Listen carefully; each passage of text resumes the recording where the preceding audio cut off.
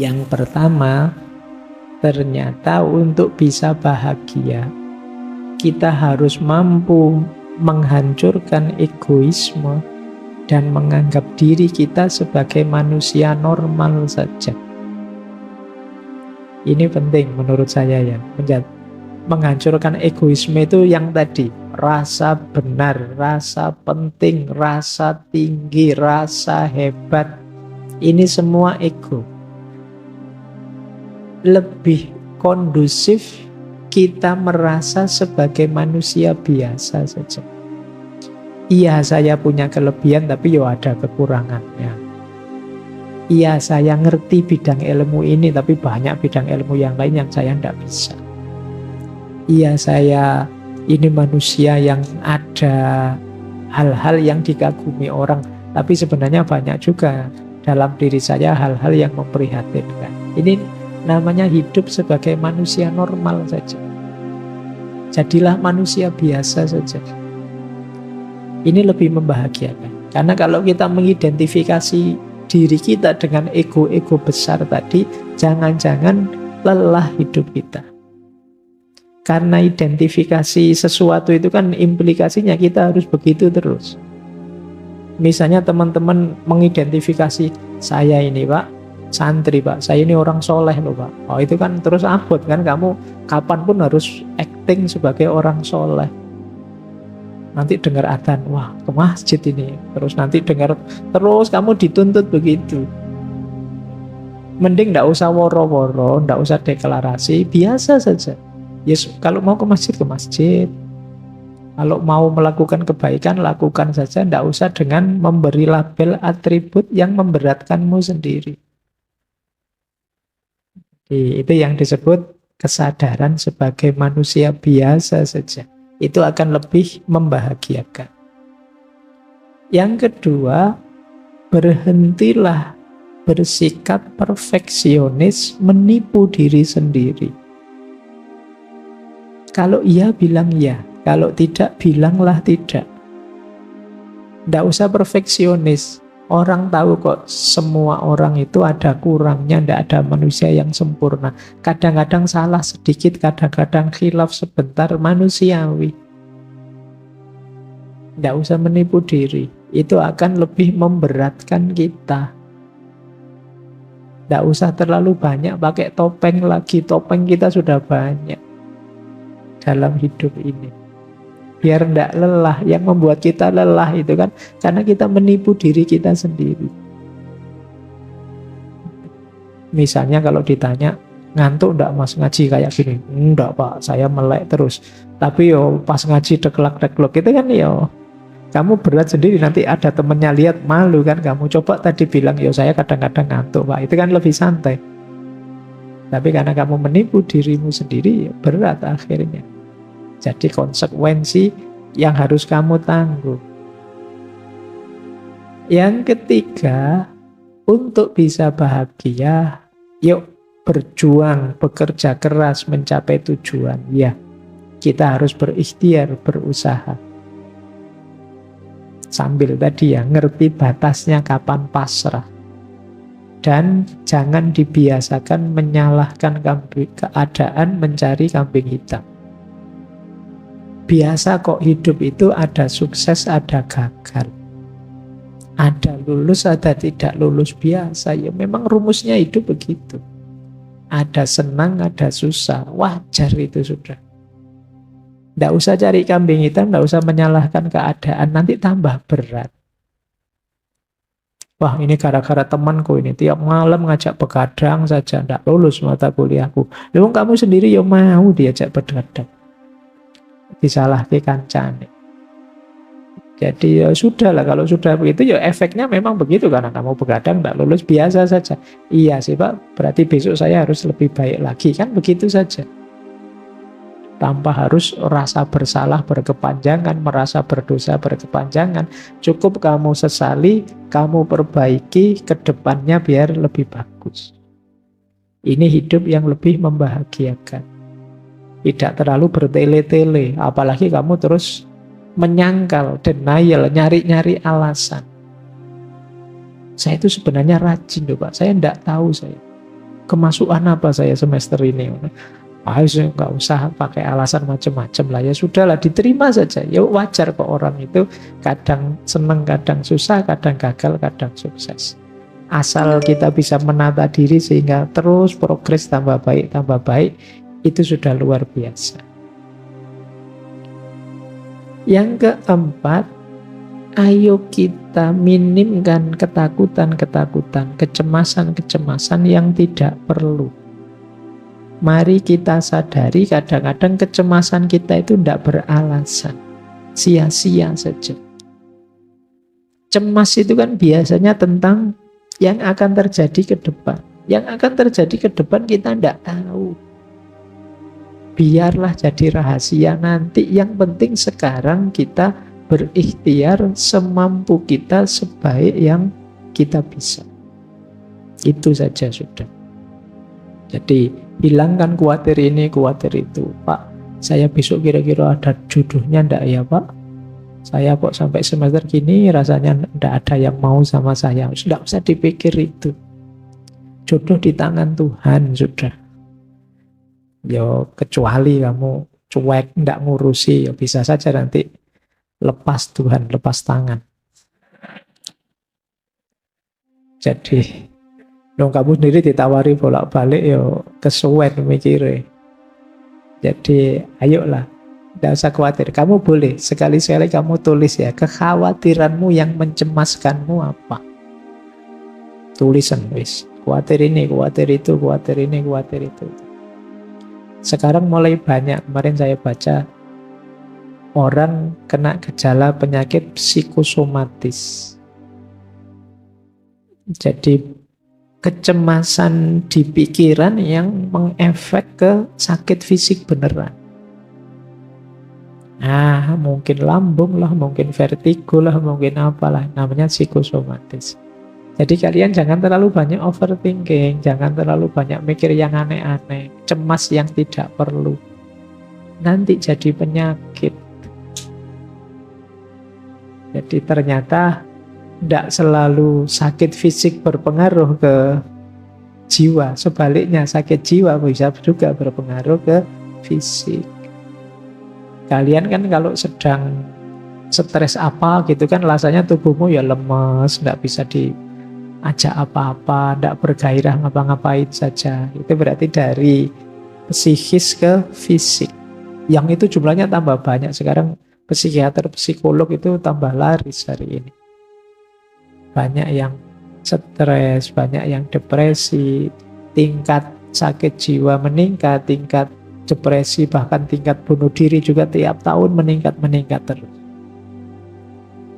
Nah, terus mari kita sadari dalam hidup ini isinya ada yang penting, ada yang tidak terlalu penting. Tidak semuanya harus diutamakan. Kita nikmati saja. Kadang-kadang ada hal sepele, hal tidak penting, ya tidak apa-apa, kita nikmati saja. Itu namanya kita sadari masalah hidup ini ya, tapi juga yang tidak terlalu penting jangan terlalu dipentingkan. Biar tidak terlalu sibuk kita. Biasanya kalau masih muda itu ingin semua masalah dipanggul sendiri. Tidak hanya masalah pribadi, mungkin masalah kampusnya, masalah negaranya, masalah dunia. Apa yang ingin diselesaikan sendiri. Iya, kamu boleh komen kecil-kecil, boleh usul sedikit-sedikit, tapi tidak semuanya harus kamu perjuangkan sendiri. Kamu harus punya prioritas-prioritas, biar hidupmu lebih bahagia. Kenapa Mas kok belakangan gelisah? Saya mikir peradaban manusia hari ini itu loh Pak. Ya kalau sudah ngobrol itu diajak ke angkringan, saya ngangkring yuk Mas tak traktir wis. Daripada kabotan mikirin dunia ya. Mikir kuliah saja pontang-panting kamu. Ya nikmati hidupmu. Kamu boleh usul, boleh punya gagasan ini itu. Tapi tidak harus semua masalah kamu panggul sendiri. Nah yang terakhir, cara menaklukkan kebahagiaan adalah jangan biarkan dalam situasi apapun pikiranmu macet. rasionalitasmu tidak jalan. Harus terus hidup akalmu. Jadi ini kuncinya manusia dan kemanusiaan itu kan akalnya yang hidup. Jangan dibiarkan kalian menjalani hidup autopilot. Nah, autopilot itu, loh tiba-tiba sudah seminggu ya. Kok cepet ya sudah 1 bulan ya. Itu kemungkinan hidupmu autopilot. Jalan seperti biasanya. Yuk mulai agak diseriusi. Putusan demi putusan, langkah demi langkah. Biar tambah baik kualitas diri kita dan biar kita tambah bahagia. Nah, ini kesimpulan-kesimpulan dari cara menaklukkan kebahagiaan dari bukunya Russell tadi. Normalnya yang dijelaskan tadi. Terakhir saya ingin masuk ke beberapa quotes dari buku itu yang menunjukkan ada sisi yang berbeda dalam gagasan tentang kebahagiaan ini. Yang saya sebut anomali-anomali. Yang pertama, ini menunjukkan orang iri dengki tadi. Ternyata menurut Russell, jika di dunia saat ini ada banyak orang yang lebih menginginkan kebahagiaan diri mereka sendiri daripada menginginkan ketidakbahagiaan orang lain, kita mungkin akan mendapatkan surga dalam beberapa tahun ke depan. Dari sini bisa kita simpulkan ternyata sebagian besar orang lebih banyak menghabiskan energinya untuk membuat orang lain tidak bahagia dibandingkan untuk membuat dirinya bahagia. Ini menurut pengamatannya Russell. Jadi banyak orang yang perspektifnya negatif terus tentang orang lain, sehingga dia terus iri, terus dengki. Dia tidak rela kalau yang lain dapat kenikmatan. Sementara dirinya tidak. Karena dia ingin lebih tinggi terus, lebih tinggi terus. Orang yang mindsetnya kompetitif tadi, yang dipenuhi rasa iri tadi, yang ada di pikirannya kan gimana caranya rivalku, sainganku, musuhku tidak bahagia. Dia tidak mikir gimana caranya saya bahagia. Yang dia pikirkan gimana caranya orang lain tidak bahagia. Oh, itu mindset seperti ini banyak kita temukan di medsos mungkin, termasuk apalagi menjelang tahun 2024. Itu banyak yang cara berpikirnya begini. Gimana caranya rivalku tidak bahagia? Entah dengan cara apa, kadang-kadang bikin berita-berita bohong, hoax-hoax, dan lain sebagainya. Ini jenis anomali. Kalau semua orang berpikir, gimana caranya saya bahagia, kata Russell, tidak lama lagi dunia ini kayak surga. Isinya orang-orang yang bahagia, ya orang bahagia itu berarti orang yang bersyukur.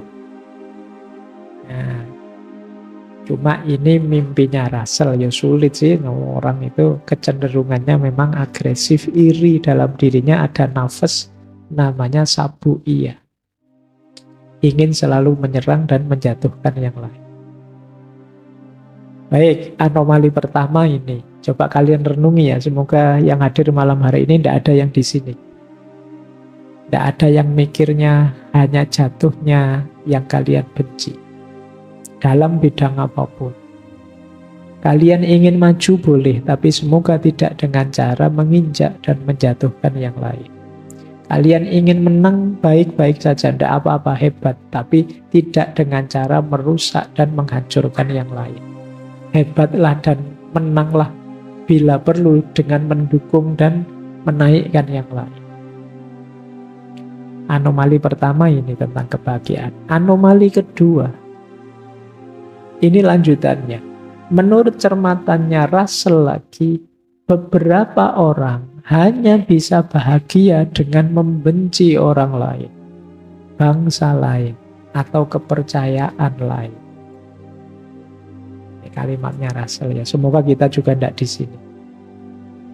Jadi kayak tadi, Pak, memang bahagia saya itu ya kalau membenci orang, atau membenci kepercayaan lain, atau membenci bangsa lain. Ya ini tentu saja bukan kebahagiaan. Ini kalau bahasa Jawa jenis angkara murka yang seperti ini. Isinya kebencian saja. Jalur bahagia itu jalur cinta, jalur kasih sayang dan semangat tadi, bukan jalur kebencian. Kebencian lewat jalur manapun tidak akan membuahkan kebahagiaan dalam bentuk apapun. Kalian boleh suka dengan atau tidak suka sesuatu, setuju atau tidak setuju sesuatu, tapi semoga bukan membenci. Karena kebencian betapapun sifatnya negatif. Emosi yang tidak hanya merusak yang kita benci, tapi juga merusak diri kita sendiri yang membenci. Ini yang disebut anomali. Kalau ada orang merasa, saya bahagianya ya kalau mukuli orang, Pak. Saya bahagianya ya kalau menghancurkan orang, Pak. Itu pasti bukan kebahagiaan. Mungkin kesenangan sesaat yang nanti efek negatifnya akan kita nikmati di fase-fase hidup selanjutnya. Berarti bukan kebahagiaan. Anomali kedua. Anomali ketiga. Kata Russell begini, saya menemukan sesuatu yang aneh. Setiap kali saya bicara dengan orang yang terpelajar, saya merasa yakin bahwa kebahagiaan itu tidak mungkin terjadi. Namun ketika saya bicara dengan tukang kebun saya merasa sebaliknya. Kenapa bisa begitu? Ya biasa sih, kita juga tahu kadang orang pinter itu suka membuat rumit hal-hal simpel. Barang yang sederhana saja terus dibikin jelimet, jadi ruwet, jadi membahas kebahagiaan yang simpel, jangan iri, penuh kasih sayang lah, bekerjalah, itu kan sederhana sebenarnya. Tapi terus dibikin rumit, dibikin ruwet, akhirnya wah apa ya bisa bahagia saya dengan konsep serumit itu. Tapi begitu ngobrol dengan tukang kebun, kata Russell, kok rasanya gampang, bisalah kita bahagia. Coba ngobrol dengan orang biasa-biasa itu. Target-target hidup yang membahagiakannya simpel, tidak jelimet. Kalau kalian ditanya, gimana caramu bisa bahagia? Wah, saya ingin jadi manusia yang bisa eksistensinya berkontribusi pada kehidupan baik di level vertikal maupun horizontal. Di mana? Itu cek rumit wong cuma pengen seneng saja kok. Dirumuskan senjelimet itu. Itu yang membuat Russell wong pengen bahagia, kalau ngobrol sama orang pinter malah jadi rumit. Sudahlah sama tukang kebun saja simpel, sama teman-teman nongkrong pinggir jalan itu lebih simpel, gampang, tidak terlalu dirumit-rumitkan teori. Makanya dia nulis buku ini buku tidak untuk kalangan terpelajar. Mungkin khawatirnya kalau ketemu orang terpelajar terus didebat, tidak jadi bahagia, jatuhnya debat akhirnya. Oh masa iya begitu, nggak cocok dengan teorinya filosofi ini, filosofi itu, ruwet wes, tidak jadi bahagia akhirnya. Jadi bubar sudah. Kan kadang-kadang gitu. Kadang yang pinter itu malah menyusahkan kita. Rapat enak-enak, yang rapat lugu-lugu itu cepet diputuskan gini ya gitu, selesai gitu. Iya. Tapi begitu yang rapat pinter-pinter, wah ndak selesai-selesai wis. Panjang argumen ini, argumen itu, kira-kira ini, kira-kira itu, tambah ruwet wis. Nah kadang-kadang begitu dalam hidup ini. Kita selalu membuat rumit hal-hal yang sederhana. Sehingga hidup yang semula simpel jadi rumit. Ini yang ditemukan oleh Russell. Anomali lagi. Kata dia begini, orang yang meremehkan dirinya sering dikejutkan oleh kesuksesan. Sedangkan orang yang melebih-lebihkan dirinya sendiri sering dikejutkan oleh kegagalan. Kejutan yang pertama menyenangkan, dan kejutan yang kedua tidak menyenangkan. Oleh karena itu, adalah bijaksana untuk tidak terlalu sombong, namun juga jangan terlalu rendah diri dalam berusaha mencari kebahagiaan. Kan banyak orang itu yang, siapalah saya Pak, saya itu manusia biasa kok Pak. Yo ada kemampuan dikit-dikit, tapi yo ndak sehebat orang-orang itu. Ini kadang-kadang orang yang seperti ini ketika sukses itu kan kaget dia. Alhamdulillah ternyata Allah Maha Penyayang ini, saya dapat sukses yang luar biasa. Kagetnya kaget senang. Tapi kalau kita terbiasa sombong, saya hebat Pak, saya lebih dari semua teman saya yang lain, saya lebih, itu kan begitu gagal, yo kejutannya kejutan pahit. Oleh karena itu apa kata Rasul? Ya sudahlah, tidak usah terlalu merendahkan diri atau menyombongkan diri, biar tidak gampang terkejut. Biasa saja, nikmati saja apapun yang kita alami. Jangan melebih-lebihkan, juga jangan mengurang-urangkan. Yo paling tidak yang paling negatif ya melebih-lebihkan, karena kekagetannya kekagetan yang negatif. Kekagetan ketika menemukan kegagalan.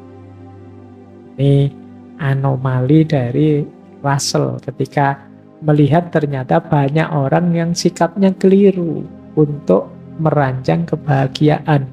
Ada yang terlalu meremehkan dirinya sendiri, ada yang terlalu membesar-besarkan dirinya sendiri.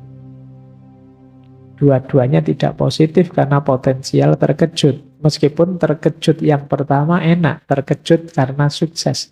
Terkejut yang kedua pahit, karena terkejut karena gagal.